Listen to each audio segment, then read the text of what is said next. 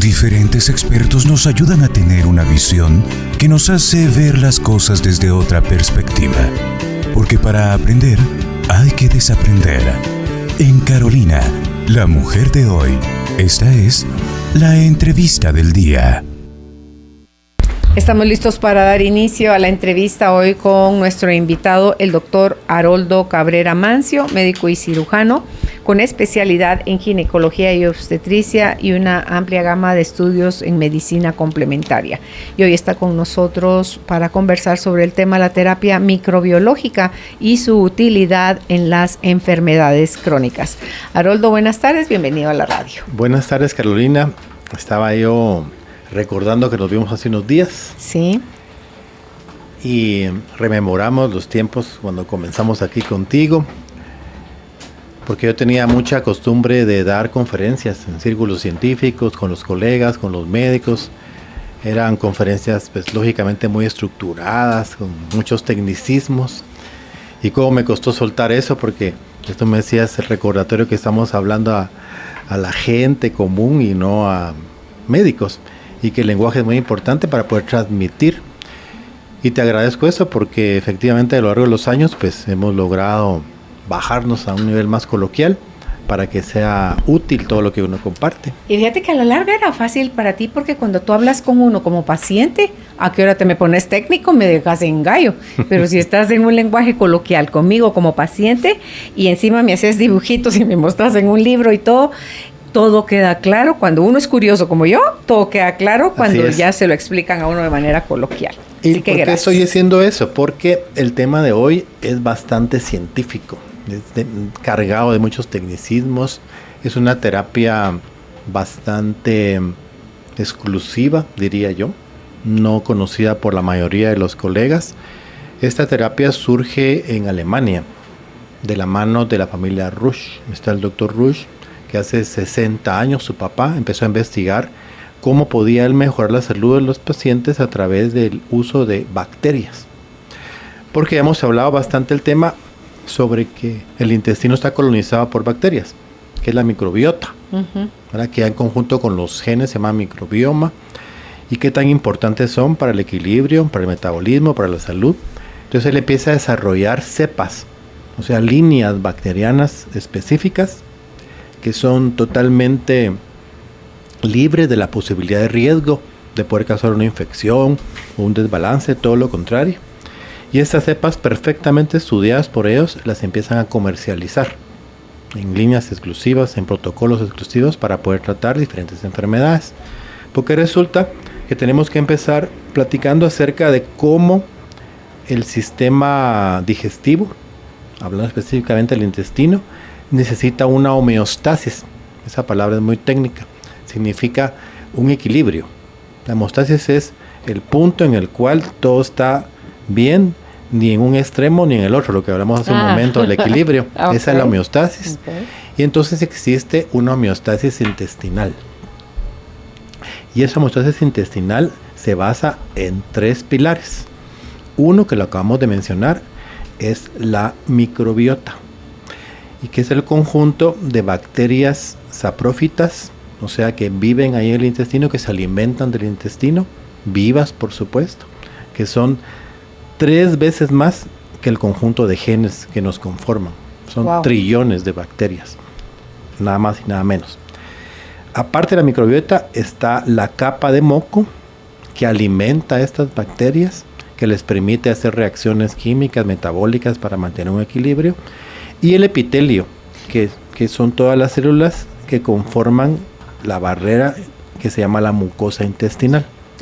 Ok. ¿Esto qué pasa cuando uno toma antibiótico que le dicen barrio con su flora intestinal? ¿Qué cosa? ¿Es algo de esto? Sí. ¿Por qué es tan importante la pregunta? Porque, bueno, el ser humano se forma en el vientre de su madre, y también los mamíferos, pues todos los seres se forman en el vientre de su madre. Y en un principio se creía que este vientre era estéril, pero hoy se sabe que no es tan estéril y que ahí también hay intercambio de bacterias benéficas, saludables, ahí desde el vientre. Existe esta colonización, se llama eso. Entonces el ser humano nace y a través del canal del parto toma también de las bacterias de la madre y se comienza a colonizar. A lo largo de su vida, en la interacción con su familia, en el tipo de alimentación que va a recibir, en las enfermedades que padece, y ahí vamos, y en los antibióticos que recibe, va alterando toda la conformación de la microbiota, toda la colonización. Y de eso depende que más adelante va a desarrollar ciertas enfermedades que unos los presentan o desarrollan y que otros no. En eso recae la individualidad de las personas por esa historia. Entonces los antibióticos van a destruir a las bacterias patógenas o malignas y van a afectar o eliminar parte de las bacterias sanas, que son estas que conforman la microbiota. Entonces cuando se altera la microbiota, ocurre un problema, que se desequilibra la homeostasis intestinal totalmente, porque entonces el moco ya no cumple su función, el epitelio también se afecta porque las células se separan, y al separarse las células, el intestino se vuelve permeable, que hablamos mucho de eso. Ajá. Y al haber permeabilidad intestinal, hay antígenos, o sea, sustancias extrañas que uno consume en la alimentación como colorantes, como saborizantes, como endulcorantes de la industria alimenticia, que no deberían circular en la sangre y que van a atravesar la mucosa intestinal por la permeabilidad, por esos orificios que se forman por la alteración de la flora. Y entonces vamos a tener un problema porque esas sustancias extrañas van a interactuar con los anticuerpos, que son las células defensivas, y esa interacción va a producir alergias, inflamaciones. La inflamación es la base de todo el desequilibrio que se llama enfermedad. No hay enfermedad si no hay inflamación. Entonces todo eso tiene que ver con la pregunta. Por eso me tardé un poco la explicación, porque el tomar antibióticos no es así nomás, como decimos coloquialmente. Implica la recolonización de la microbiota, como a través de la terapia microbiológica, que son medicamentos que vienen para tal efecto, con nomenclatura, con indicaciones, existen secuencias. Se toma primero el número 1, después el número 2, después el número 3. Esos son los medicamentos a base de bacterias. Hay a base de bacterias vivas, a ver si me da tiempo a hablar un poco de eso, a base de lisados bacterianos, bacterias debilitadas. Y aparte, para que estas bacterias funcionen, para que se incorporen al microbiota, necesitamos de prebióticos, que son otra clase de bacterias que están en el intestino y que sirven también para favorecer la homeostasis. Y también están los prebióticos. Entonces están los probióticos, las bacterias curativas y los prebióticos. Que los prebióticos están conformados a base de fibras dietéticas. Por ejemplo, en el caso de la terapia microbiológica, pues lo voy a mencionar, el laboratorio se llama Symbio, que yo principié hablando del Dr. Rush y su familia, que desarrollaron todas estas bacterias curativas. Ellos trabajan también algún tipo de siembras de vacunas a base de heces de las personas, que ya son muy particulares, trasplantes de heces, que no lo hacemos acá. Pero tienen toda esa línea de medicamentos que uno va a elegir para tratar diferentes enfermedades. Porque podemos tratar literalmente enfermedades del tracto digestivo, diarreas crónicas, estreñimientos crónicos, el colon irritable, la enfermedad de Crohn, la diverticulitis, todo eso lo podemos tratar con esas bacterias. También enfermedades se corrige el divertículo. Si la diverticulitis se desinflama. El divertículo es mecánico, está el orificio ahí, ¿verdad? Los hoyos. ¿Cómo se llama la otra cosa que no es divertículo, sino que es como burbujitas, como bolsitas que se salen? Eso es el divertículo. El otro entonces. El apéndice. No, espérate, ahí me va a quedar. Está la diverticulosis y la diverticulitis. Ok, no. Sí, la diverticulitis es la inflamación del divertículo. El divertículo son defectos en la pared del colon. Entonces, cuando uno no, pues el gastroenterólogo hace la colonoscopía y le muestra a uno ve como impactos de bala, como orificios en el colon. Entonces se pierde la continuidad de la mucosa y esos orificios son como bolsitas. Del otro lado es como una bolsa, un saquito, semejando al apéndice. Entonces, al estar lleno de esos saquitos, hay más probabilidades que uno de ellos se inflame y en vez de una apendicitis tenés una diverticulitis, que puede ser un cuadro agudo, un abdomen agudo de emergencia y hay que operar. Es un diagnóstico diferencial de una apendicitis. Ahora, cuando estos divertículos se inflaman crónicamente, se llama diverticulosis. Y eso no es quirúrgico, pero sí implica un tratamiento formal, porque el paciente puede presentar dolores abdominales, gases, molestias vagas, trastornos en la defecación. Entonces todo eso se trata con la alimentación, con cambios alimenticios, ya lo hemos mencionado muchas veces, con una dieta abundante en fibra, con una dieta alcalina, que es muy importante, y con el consumo de probióticos y prebióticos. Y cuando tenemos la disposición, pues la terapia microbiológica va a ser las bacterias que estamos tratando el día de hoy. Entonces los probióticos son muy importantes y básicamente se conforman por dos tipos de líneas celulares, los que se llaman los lactobacilos y las bifidobacterias. Son dos líneas celulares muy importantes que conforman los probióticos.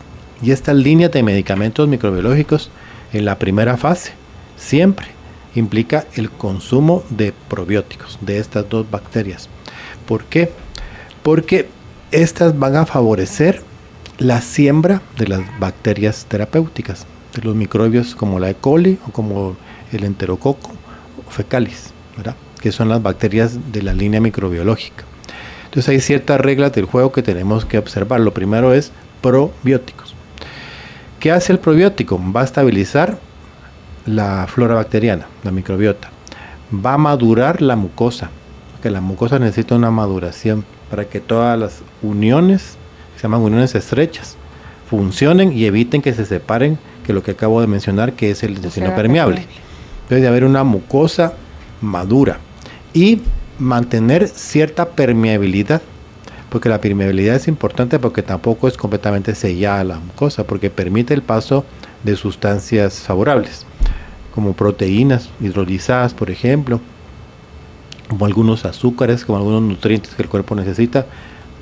Existe esa permeabilidad, pero cuando se abren más de la cuenta, las uniones estrechas dejan de cumplir su función, entonces comienza el síndrome del intestino demasiado permeable, que lo acabamos de mencionar.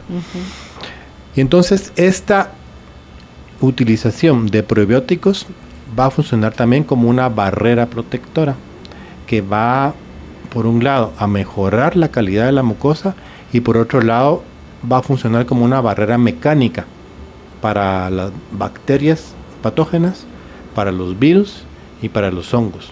Es muy importante todo eso. Por eso hay que comenzar con los probióticos. También favorece a la fabricación, la palabra técnica es síntesis, a la fabricación de de vitaminas A, B y K, muy importantes. Va a obstaculizar la acción de ciertas enzimas que son cancerígenas. Las obstaculizan los probióticos. Y van a degradar otras sustancias que ingerimos en la alimentación artificial, como los embutidos, que tienen unas nitrosaminas que son cancerígenos, son neutralizados con los probióticos. Cuando hay déficit de lactasa, padecemos de muchos gases, ¿verdad? Y los probióticos van a mejorar ese déficit, o sea que van a permitir cierta tolerancia a algunos lácteos que tienen lactosa. Es muy importante todo eso que estoy mencionando yo. Hay que mencionar, como lo que acabo de decir, que la alimentación a base de mucha fibra es fundamental, porque esas bacterias se van a alimentar de esa fibra. Por ejemplo, el almidón. Entonces debemos de considerar el consumo de muchas frutas, de muchas verduras, que no solo tienen nutrientes como vitaminas, como oligoelementos, como zinc, como boro, como magnesio, sino que también van a regular la motilidad intestinal. Entonces muchas personas que padecen de estreñimiento, por ejemplo, van a ser beneficiados con ese tipo de tratamientos. O sea, ¿qué pasa si la gente está consumiendo bastante fibra pero no se hidrata lo suficiente? ¿Afecta el exceso de fibra y la escasez de agua? Totalmente. Yo creo que comenzamos hoy hablando de eso, de los extremos. Que tenemos que buscar el punto medio, el equilibrio. Y la dosis hace el veneno o la medicina. La misma agua. Si uno no toma agua es tan dañino como si toma demasiado. O sea, existe lo que se llama la intoxicación hídrica. Y una persona se puede morir tomando agua, así como lo escuchas. Entonces, un exceso de hidratación es dañino y una falta o carencia de hidratación también. Entonces, tenemos que tener una hidratación adecuada, en conjunto con un consumo adecuado también de fibra. Que la fibra va a utilizar el agua para inflarse, ¿no? Para humedecerse. Y esa se va a formar como una pasta dentro del intestino, que es lo que permite el aumento de la motilidad y la conformación de un bolo fecal adecuado. Así como lo ves con la chía y la linaza, que tienen ese mucílago que es el que hace que eso se vuelva así. Que hay una propulsión adecuada, el mucílago. Uh-huh. Y eso que va a permitir que la integridad de la mucosa intestinal se mantenga a toda costa. Ahora, este probiótico tiene una sustancia muy importante que se llama biotina, si tú la has escuchado, que es la vitamina B7 y B8. Entonces la biotina sirve para las uñas, para la piel, se usa mucho para la caída del cabello también, y es muy importante en la mucosa intestinal. Entonces estos probióticos alemanes que yo estoy platicando de Symbion, no solo traen las bifidobacterias y los lactobacilos, sino también traen biotina, porque esas tres conforman una unión sinérgica. Sinérgica quiere decir que trabajan juntos, que se potencian. Entonces la terapia microbiológica tiene como objetivo el tratamiento de enfermedades con bacterias saludables. Existe una curación con estas bacterias que tienen diferentes efectos. Tienen efectos en contra de las bacterias malas, de los patógenos, mantienen la integridad de la mucosa, mantienen el sistema inmune intacto en la mucosa, porque el intestino es el lugar en donde hay más sistema inmune del cuerpo. Es fundamental la sanidad espiritual para que tengamos defensas fuertes. Ahí comienzan los problemas de la inmunidad. Y hay una palabra técnica también que la voy a mencionar, que está muy de moda, que son las citoquinas. Entonces las citoquinas son los mediadores de la inflamación. Y está muy de moda porque lamentablemente en la enfermedad del COVID, las personas graves padecen lo que se llama la tormenta de las citoquinas. Entonces el sistema inmune se desorganiza, ya no sabe cómo reaccionar ante el ataque viral en gran escala y comienza una liberación exagerada de citoquinas, la tormenta de citoquinas, que produce una hiperinflamación. Hay una inflamación severa a todo nivel, a nivel de los vasos capilares, a nivel de los pulmones, a nivel del intestino, a nivel del cerebro. Todo se hiperinflama con las famosas citoquinas. Entonces por eso hablaba yo al principio, todo depende de la dosis. Entonces un exceso de citoquinas nos lleva a la muerte, pero también una falta de citoquinas nos lleva a unas defensas bajas, a un defecto de inmunidad. Okay. Entonces, ¿cómo podemos modular el sistema inmune con la terapia microbiológica? ¿Qué bacterias son las que se utilizan? Una que la mayoría de gente las conoce, principalmente las que padecen de infecciones urinarias, la famosa Escherichia coli, que salen el 90% de los urocultivos positivos de la gente que padece de infecciones urinarias. Uh-huh. Es la que se utiliza, pero no es cualquier Escherichia coli. Yo lo mencioné hace unos momentos. Ellos crearon una cepa, una línea especializada, que la estudiaron y que tiene un efecto benéfico. En el caso de las infecciones urinarias a repetición, esa misma Escherichia coli, que principalmente coloniza el intestino, pues se llama coli, que es de colon, tiene un efecto patógeno, un efecto que causa enfermedad. Pero este Escherichia coli que trabajamos como medicamento tiene un efecto curativo. Y son lisados estériles, o sea que no tienen capacidad de producir enfermedad. También trabajan el Enterococcus fecalis. Y estas dos bacterias viven normalmente en el intestino. La Escherichia coli y el Enterococcus fecalis. Tienen tres tipos de medicamentos. El primero es una combinación de estas dos bacterias. Se llama Symbion. Y que ayuda a mejorar la función intestinal y ayuda a estabilizar la disbiosis. ¿Qué es una disbiosis? Una alteración de la microbiota. Entonces, cuando la microbiota se encuentra estable, normal, todo ocurre fácil, todo camina sobre ruedas, tus movimientos, la fermentación de la carne, de las proteínas, es normal. Pero cuando hay una alteración, falta, carencia de algunas bacterias o exceso de otras, se llama disbiosis. Putrefacción, ya no, de verdad. Ah, qué ¿De bien, me verdad? está siguiendo. Sí, eso es la lógica. Son las dos palabras. Sí. La palabra correcta es fermentación. Entonces, cuando uno tiene un sistema intestinal en homeostasis, cuando hay bacterias sanas, hay fermentación. Pero cuando hay una disbiosis, hay una putrefacción. Y entonces, la tripa te lo deja saber. Entonces, como producto de la putrefacción, los gases, todo huele diferente. Hay productos de la putrefacción que son cancerígenos, totalmente. El escatol, el tioéter, se llaman todas esas sustancias tóxicas que se producen por efecto de una disbiosis, de una alteración de la microbiota. Entonces, la combinación de estas bacterias tomadas en una solución líquida, se toman, se dan gotas, y hay esquemas en niños, en adultos, se pueden tomar, se pueden colocar en la nariz.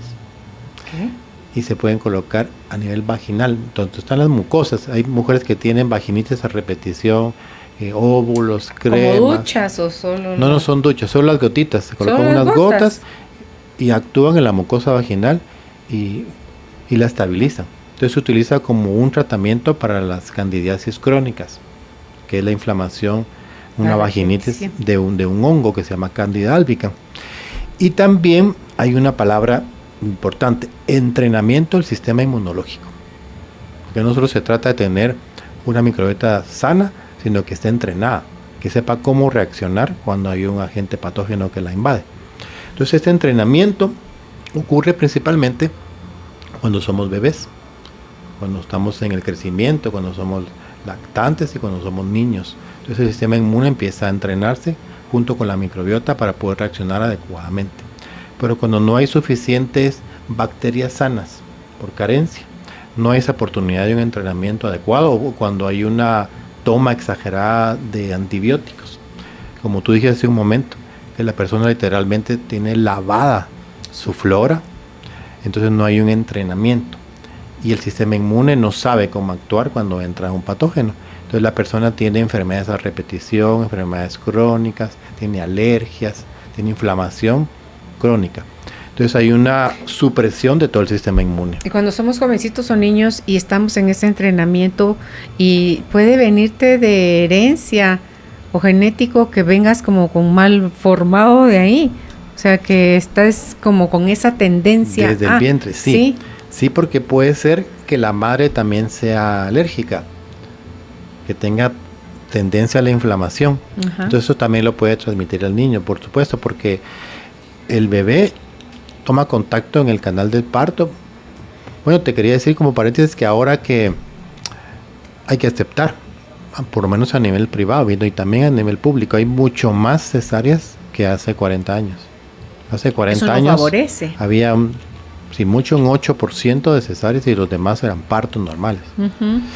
Hoy día, dependiendo de las estadísticas y de los hospitales y el nivel donde se dan la obstetricia, hay hasta un 40%, 50% de cesáreas. Pero será por falta de tiempo, porque ya no quieren darse, pues que es tiempo, hay mujeres que les toma más de 24 horas dar a luz, y entonces necesitan a lo que te truje chencho, porque hay otro montón de mujeres que se van a dar a luz hoy, y entonces vámonos pues a la cesárea, y ahí están privando al niño de pasar por... Es un tema por difícil, esa cosecha.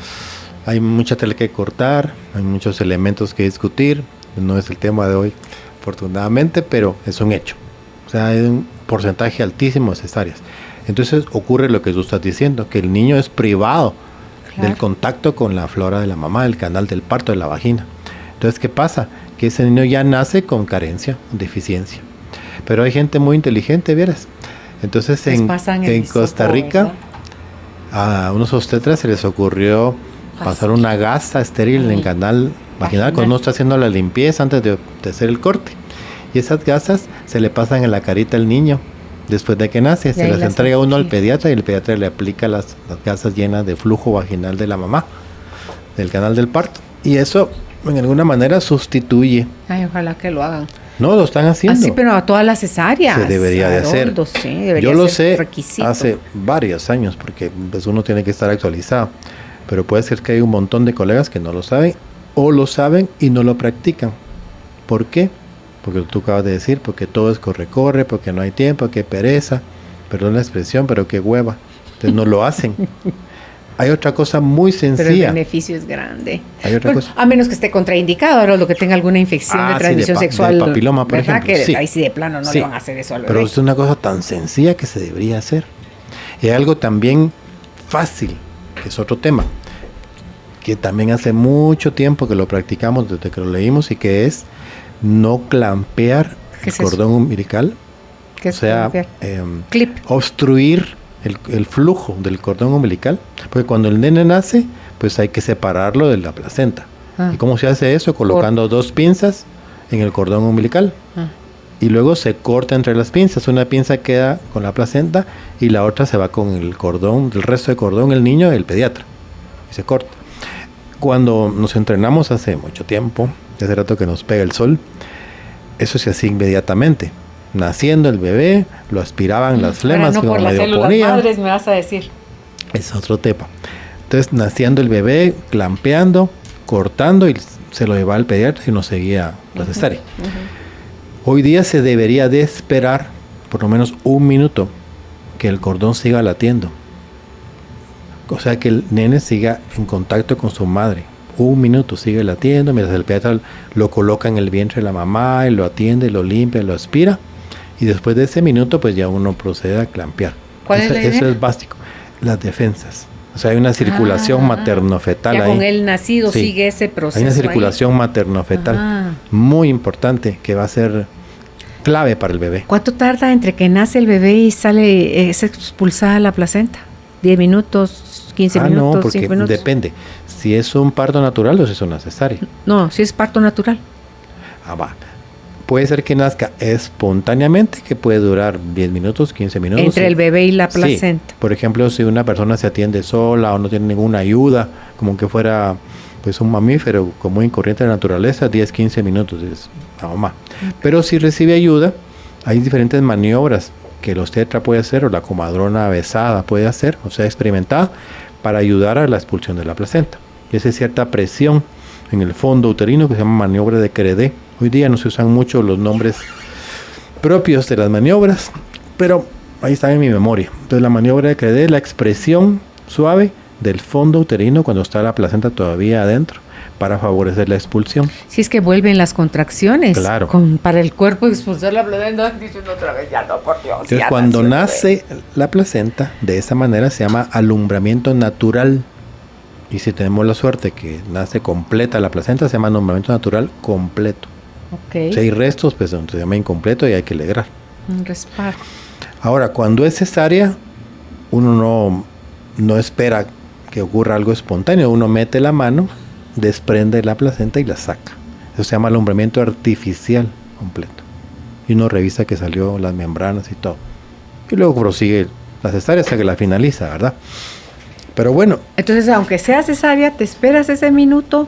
Me espero ese minuto y después, en ese minuto es cuando le pasan la gasita que uno previamente ha empapado de las secreciones del canal del parto, para que el niño reciba esa flora. Porque eso, aunque vayan a hacerte cesárea, tu tracto vaginal generó eso, sí. Claro, es natural, así lo ha previsto la naturaleza. Okay. Entonces es muy interesante hacer eso, y yo quisiera que las mamás que van a ser pronto mamás que están escuchando, pues se lo pidan a su obstetra que lo haga, y que lo haga partícipe al pediatra. Yo creo que es hora que eso se practique como regla general, no cuesta nada y es de gran beneficio para un bebé.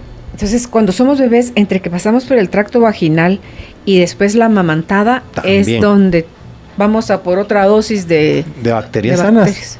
Y que vamos a ser colonizados con bacterias sanas. Pero la mamá también tiene sus propias bacterias. Entonces, dependiendo de la mamá que nos toca, así también va a ser nuestra flora, nuestra microbiota. Y si es una flora deficiente, pues también los niños tienen una flora deficiente. Por eso es que hay ciertas cosas, como tú bien dijiste, que se transmiten a través de la herencia, genéticas. Okay. Entonces, este medicamento que contiene estas 2 bacterias tiene como propósito trabajar las alergias. Entonces lo usamos muchísimo para rinitis, para problemas asmáticos, para infecciones a repetición, para dermatitis. Es muy buena esta combinación. Y no importa que tengas 65 años de estar padeciendo de esa rinitis. Jamás. Igual te va a beneficiar. Igual te va a beneficiar. Ahora bien, como tú sabes que yo siempre he platicado acá con ustedes de la medicina integrativa o la medicina complementaria.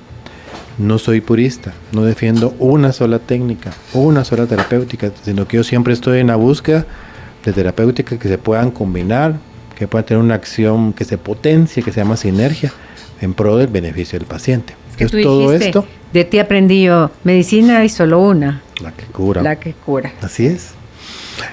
Entonces, ¿qué hace este medicamento? Pues amortigua el proceso inflamatorio. Okay. Va a regularizar. Recuerda que hablamos del COVID, de la tormenta de citoquinas, que es una hiperinflamación. Pues también las personas que tienen alergia tienen una inflamación alterada. ¿Y esos medicamentos se consumen por periodos cortos? ¿Son tratamientos cortos? ¿Son tratamientos prolongados? Depende, dijo Pepito. Depende, y a veces. Entonces, hay protocolos, por supuesto, en niños, en adultos, hay varios protocolos cuando tienen unas alergias de larga data, pues nos lleva más tiempo, 3 meses, 4 meses, 6 meses. Okay. Al principio en dosis altas y después vamos bajando la cantidad, siempre combinando con alimentación adecuada, con terapia neural, con fitoterapia. Es muy importante la combinación de las terapéuticas. Y cuando el paciente ya tiene evidencia, porque los síntomas han disminuido, de que está mejor, pues lo podemos ir retirando y el paciente ya se queda sano. Okay. Eso es lo bonito, porque hay gente que yo dejo de ver años y la vuelvo a ver, como hoy llegó una muchacha que tenía 7 años de no verla y que se mantenía con infecciones vaginales frecuentes. Y le digo, ¿y por qué te desapareciste? Porque me curé. Claro. Ya no volví a ir con ningún médico. En serio, le digo, ¿no me fuiste infiel? Le digo yo, no, para nada. Yo siempre he sido leal. Pero me curé. Y hasta hoy lo estoy consultando por otra cosa. Pero no por lo que yo lo consultaba, porque me curé. Entonces eso es muy satisfactorio. Muy satisfactorio. A diferencia de otras clínicas que pues, yo no sé, que se mantienen con los mismos pacientes que vuelven a caer infección y antibióticos. Que estén enfermos para no perderlos, ¿sí? ¿No? Sí. Es diferente con nosotros porque tenemos muchas primeras consultas, les va muy bien y ya se van espaciando sus visitas. Okay. Eso es muy bonito. Entonces, cuando la inflamación es un círculo vicioso y que medio baja y vuelve a subir y medio baja y el paciente está en esa situación en que el síntoma no lo deja, que solo medio mejora y vuelve a aparecer, es cuando utilizamos esta combinación de E. coli con Enterococcus fecalis, porque eso rompe el círculo de la inflamación y va a favorecer la regulación de la inflamación. Volvemos al tema de hoy, el equilibrio es el tema de hoy. Entonces la vida es como el hombre en la cuerda floja y se balancea, ¿verdad? Uh-huh. ¿Y cuál es el objetivo? Pues llegar del otro lado. Entonces yo siempre les digo que la vida es un equilibrio inestable. Eso es muy importante. Entonces no podemos ponerle mucho peso del lado derecho, que nos vamos a caer. Entonces tenemos que balancear colocando peso de la izquierda. Y si lo traspolamos a nuestras situaciones personales de vida, siempre le digo, miren, la vida usted tiene que poner cosas buenas y cosas malas y va equilibrándose. Y si hay sobrecarga de cosas malas, pues ponga cosas buenas. Pero no podemos perder el equilibrio porque nos morimos, nos caemos. Esa es la vida. Enfermedad, ¿verdad? Entonces la inmunomodulación es eso, es el equilibrio inestable que se consigue a base de la medicación de estas combinaciones. Ahora bien, cuando tenemos situaciones de infecciones, que ahorita hablé de alergias, voy hablando muy rápidamente y vamos a hablar de infecciones recidivantes, o sea que se repiten periódicamente. Necesitamos trabajar solo con el Enterococcus fecalis, que viene puro. Okay. Que son tomados, dijiste, ¿verdad? Tomados en la nariz, que contiene una bacteria natural. El Enterococcus es una bacteria natural viva en la solución, está viva. Esto va a ser muy efectivo, lo acabo de mencionar, para infecciones recurrentes de las mucosas, especialmente del labor respiratorio, de la nariz, de la faringe, sinusitis crónicas, bronquitis crónicas, amigdalitis crónicas, adenoiditis crónicas, todo eso que son pan de todos los días de la consulta del pediatra. Y los especialistas, que son los alergólogos, los inmunólogos, se puede tratar perfectamente con ese tipo de medicamentos. Ahora bien, yo quiero enfatizar, son medicamentos con todas las de ley. No son hierbitas sin menospreciar a los naturistas. No son montecitos, como la gente que cree que sabe mucho dice peyorativamente de la gente que trabaja con hierbas. No, son medicamentos con todas las de ley, avalados por la farmacopea europea. Tienen registro, tienen investigación, tienen publicación. Eso es muy importante. Tienen todas las publicaciones y estudios que se requieren para el uso seguro de un médico especialista. Entonces yo me cuestiono, ¿por qué si tenemos al alcance estos medicamentos en nuestro país no de ahorita, de hace 10 años? ¿Por qué los compañeros pediatras no los utilizan? ¿Por qué solo antibióticos? ¿Por qué no combinan con todo esto? ¿Por qué no aprenden los protocolos? Porque están casados con los laboratorios. Bueno, eso no lo dije yo. Por eso te digo yo, ¿por qué? Porque están casados con los laboratorios. Bueno, hay muchos temas que cuando comenzamos... Desconocen más profundamente cómo mejorar a su paciente. Porque no quieren conocer, porque la información está a la orden del día. Ahí está la información. Son by the book. O sea, si no se los enseñaron en la U y no se esfuerzan por actualizarse. ¿Sí? Entonces esto existe, tiene registro, tiene indicaciones probadas, médicas, tiene publicaciones en las mejores revistas de inmunología del mundo. Pero bien lo dijiste tú, la Big Pharma es otro tema que yo creo que nunca voy a hablar. Es muy peligroso. Vale, pero tristemente, porque no estaríamos hablando mentiras, pero bueno. Entonces este medicamento también sirve para el entrenamiento del sistema inmune. Okay. Vuelvo a decir algo que dejé en el tintero. Entonces el tratamiento convencional, ¿qué es? Antibióticos únicamente y antiinflamatorios. Porque cuando ocurre una alergia, cuando ocurre una infección, lo que hay es una inflamación desbordada. Te dejan antiinflamatorios. Y hay pues una infección por un incremento de bacterias patógenas. Entonces que dejan antibióticos que matan las bacterias patógenas y también atacan a toda la microbiota. Y ahí se queda. Entonces, ¿qué pasa?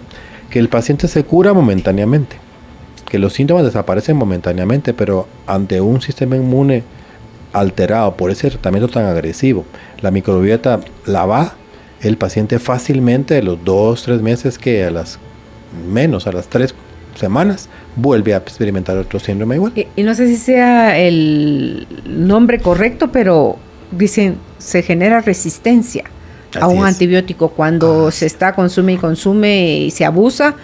Ya el cuerpo ya no le hace efecto para curar lo que sea para que lo que así es, porque las bacterias aprenden a sobrevivir, las bacterias patógenas se defienden y crean nuevas mutaciones que se hacen resistentes a los antibióticos, aún los más potentes.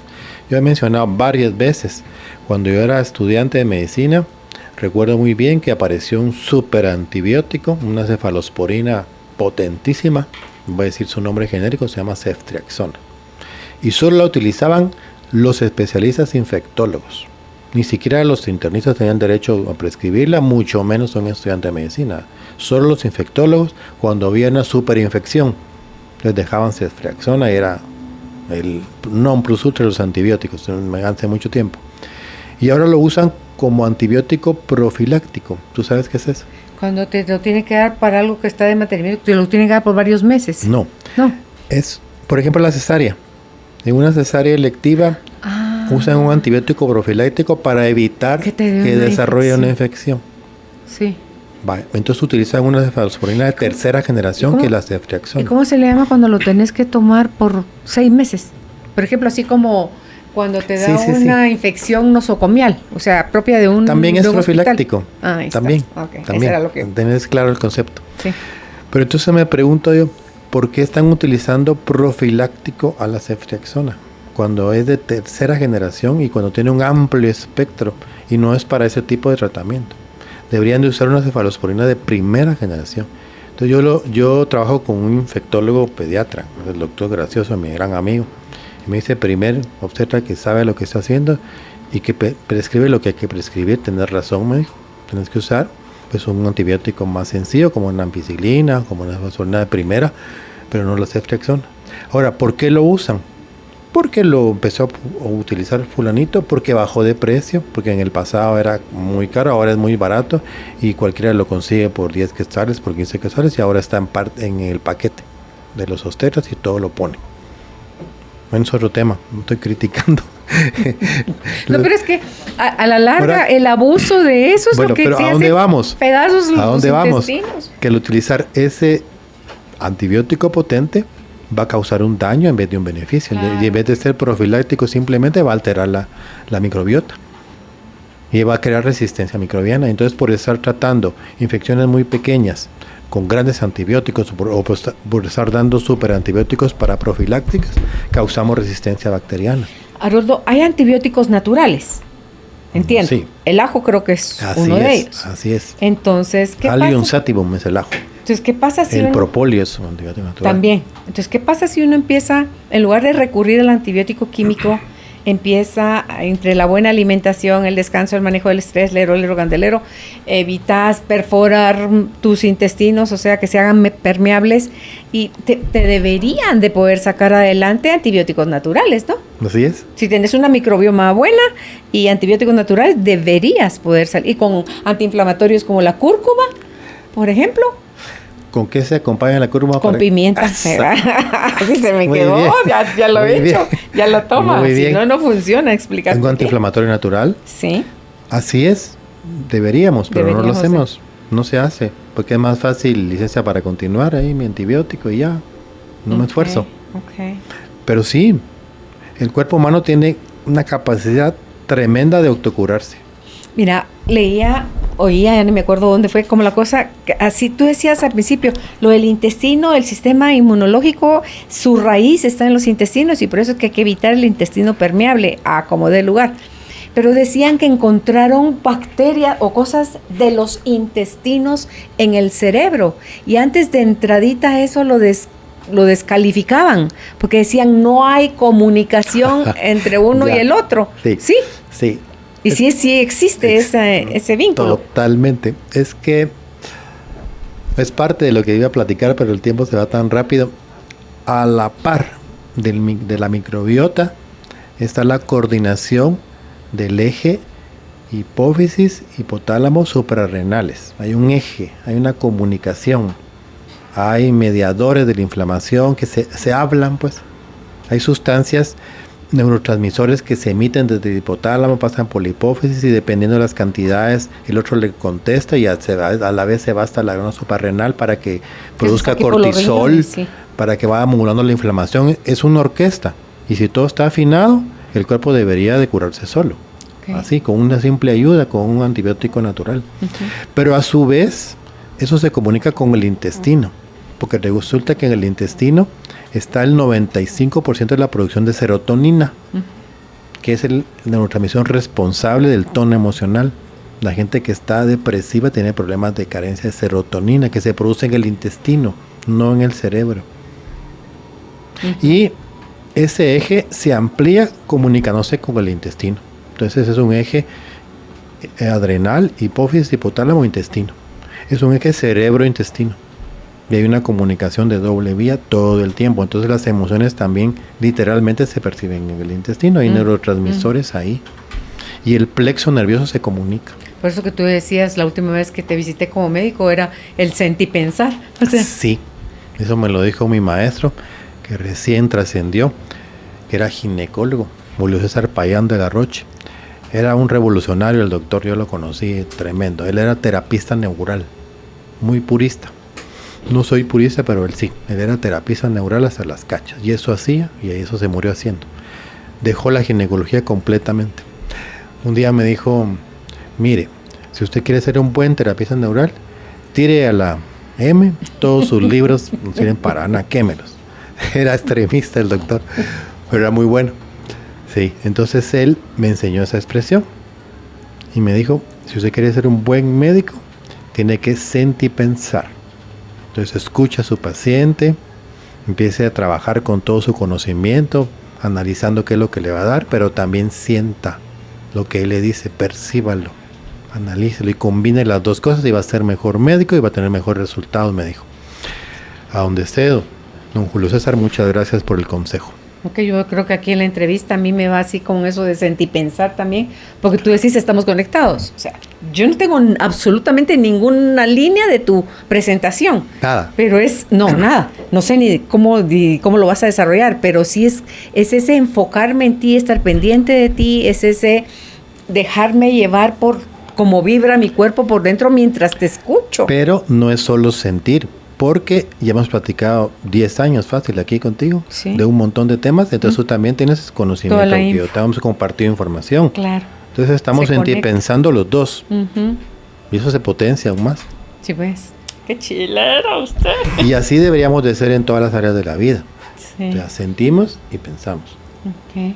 Entonces cuando siempre dicen, cuando se enoja pierde, dicen. Claro, y la tripa te va a decir para dónde es la cosa o cómo es la cosa, ¿sí?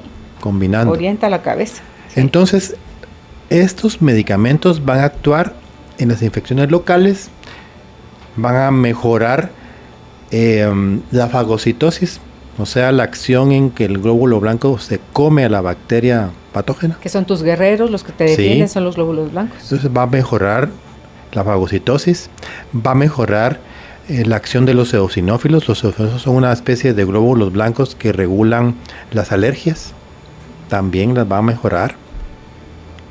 Y hay otro medicamento a base de puro E. coli, que es una bacteria muy común, como lo mencioné. Y esta E. coli viva va a contribuir también al entrenamiento del sistema inmune, pero va a tener una modulación muy especial en casos de enfermedades degenerativas crónicas, en casos de artritis, en casos de lupus, en casos de esclerosis múltiple.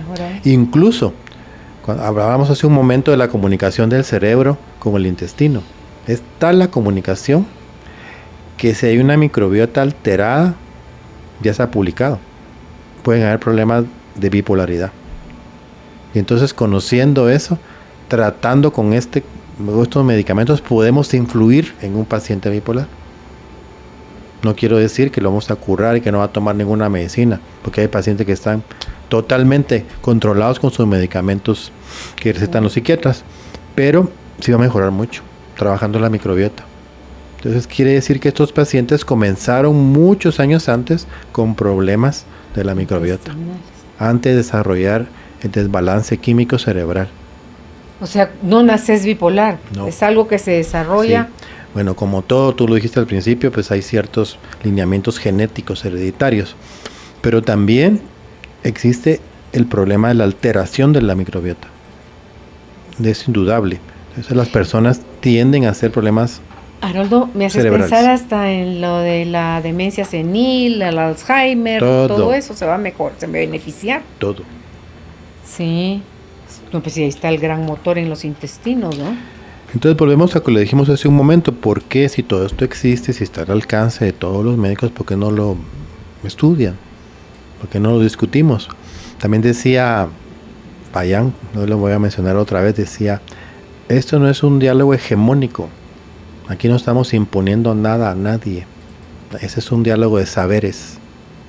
Entonces se sienta uno con el colega y el colega le pregunta, mira, ¿y cómo utilizar los medicamentos microbiológicos? ¿Cómo usar la terapia neural? Pues yo la uso así. Entonces yo le comparto mi saber y él me dice, no, pero yo utilizo los medicamentos así. Y entonces eso suma.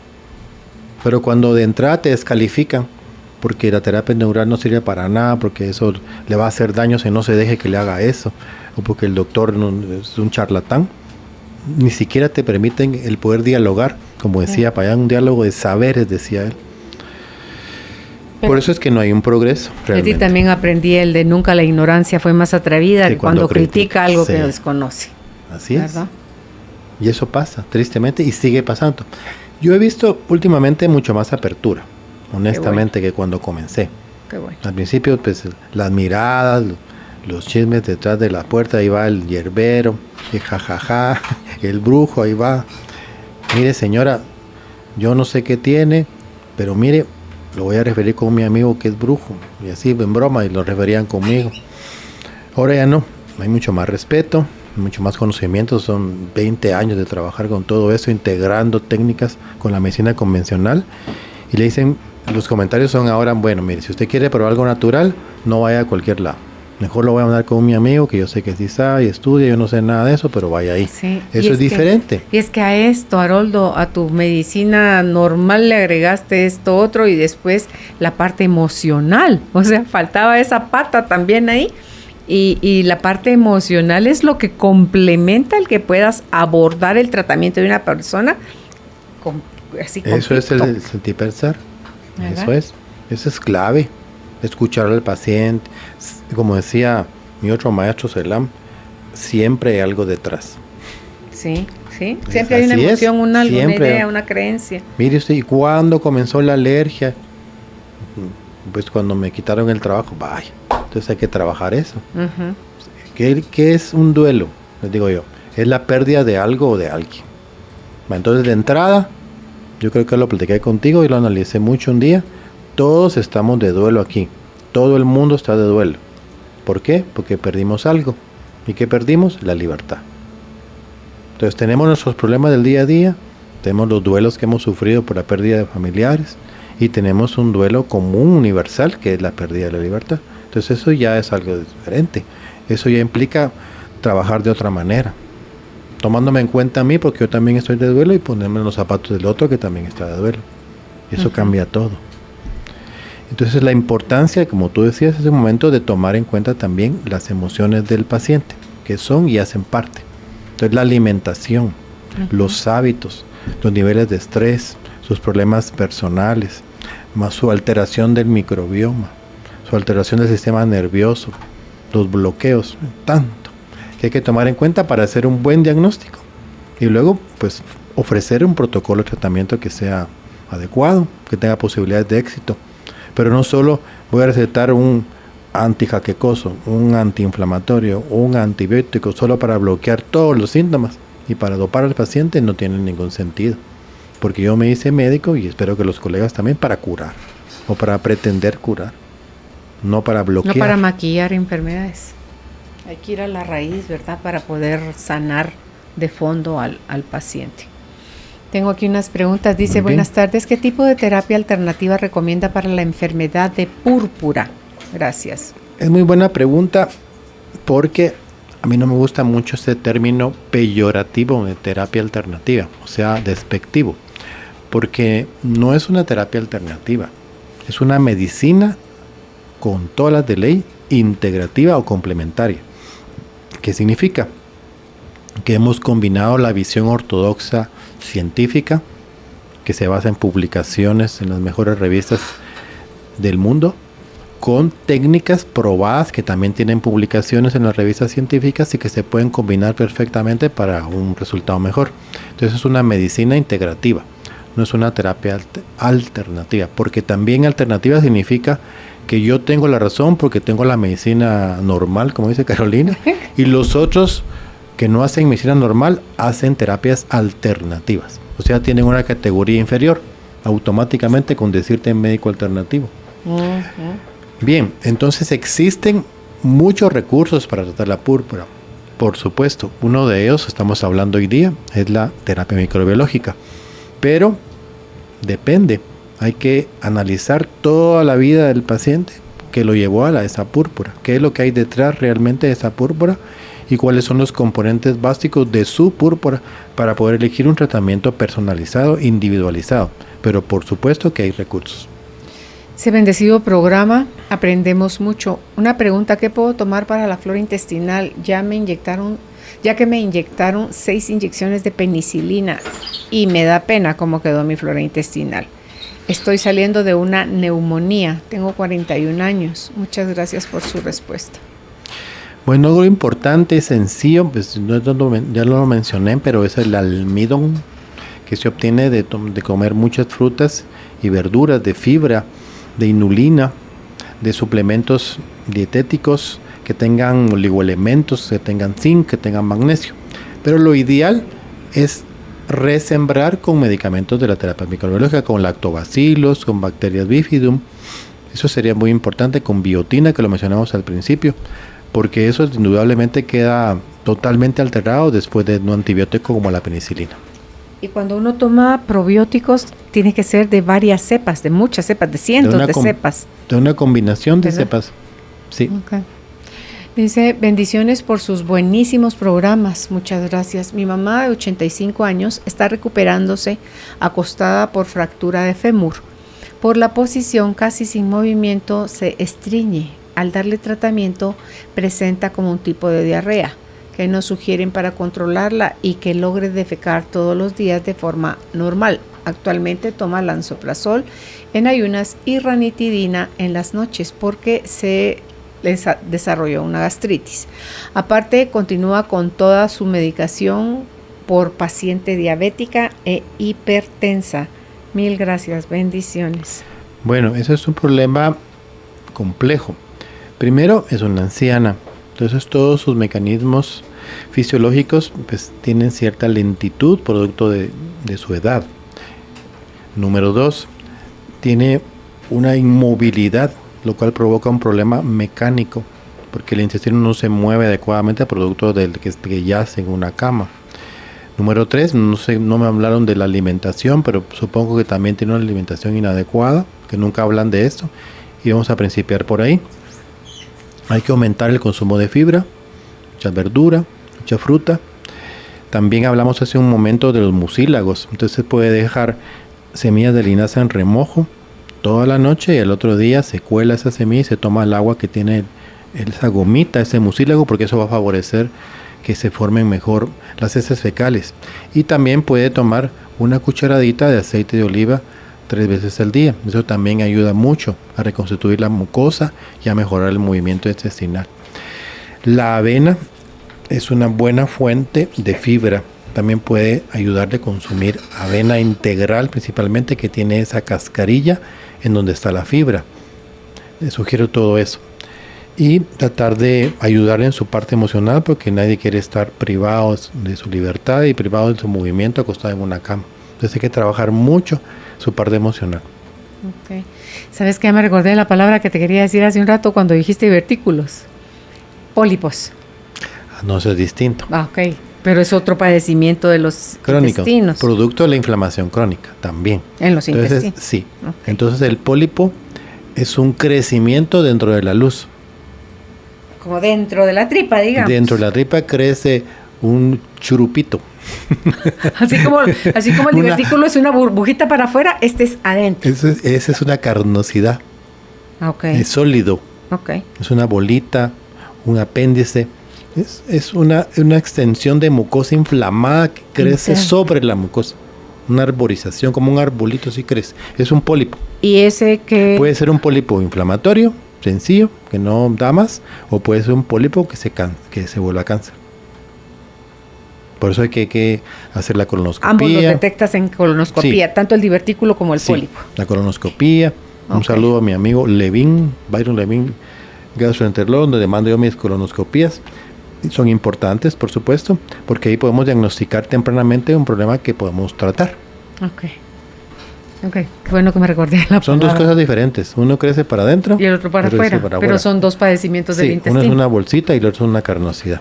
Okay. ¿Y el intestino permeable te hace más propenso tu padecer o de pólipos o de divertículos, Haroldo? Totalmente, pero quiero comenzar con el intestino permeable. Es un hecho. Hay artículos publicados a más no poder, ahí está la información. Pero hay todavía muchísimos colegas, especialistas y no especialistas, que no lo consideran una patología real, que no existe, que es producto de la imaginación de los alternativos y que eso no tiene ni pies ni cabeza y que no existe.